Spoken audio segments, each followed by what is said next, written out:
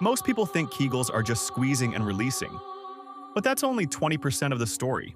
If you want strong pelvic muscles, better bladder control, core stability, posture, and real functional strength, you need to train the pelvic floor with movement. Today, I'll guide you through 8 powerful pelvic exercises that work together to build strength, control, and balance. No machines, no awkward tools, just your body.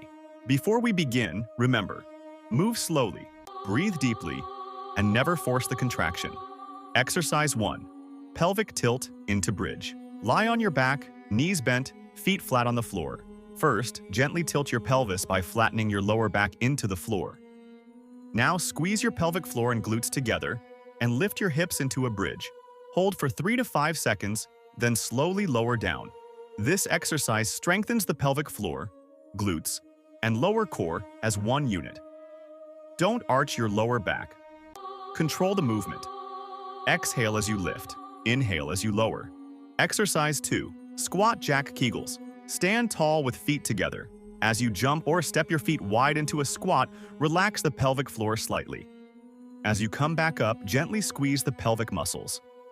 This teaches the pelvic floor to react during dynamic movement, which is crucial for daily life and sport. Step side to side instead of jumping.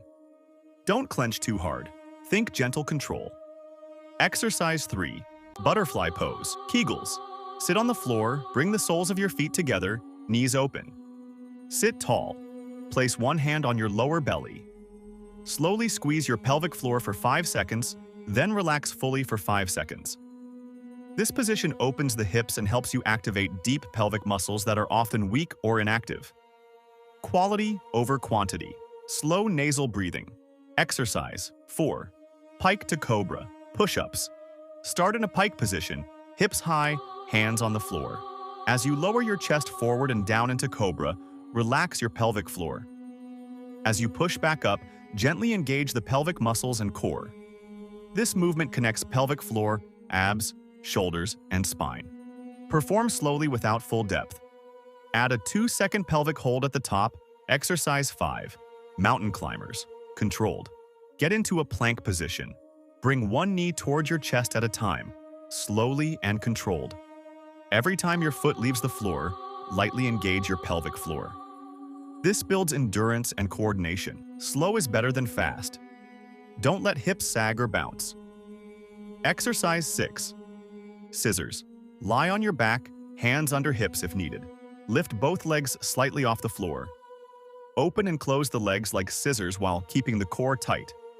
Maintain a gentle pelvic contraction throughout. This strengthens the lower abs and pelvic stabilizers together. Bend knees. Lower legs closer to the floor. Exercise 7. Sumo squats with pelvic control. Stand with feet wide, toes slightly out. Lower into a deep squat. As you stand up, squeeze your pelvic floor and glutes together. This mimics real-life lifting and improves hip, pelvic, and inner thigh strength. Exhale as you stand.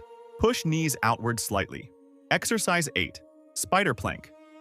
Get into a plank position. Bring one knee toward the same side elbow, then switch sides. Each time the knee moves forward, gently activate the pelvic floor. This is a full-body exercise that challenges core stability and pelvic control under load. Hold plank without movement. Slow, controlled reps. Your pelvic floor is the foundation of your body. Train it weak, and everything above suffers. Train it smart, and everything improves.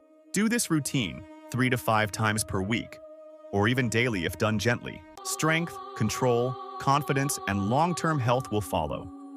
If this helped you, comment below. Which exercise felt the hardest? And don't forget to subscribe for more simple, science-based workouts that actually work.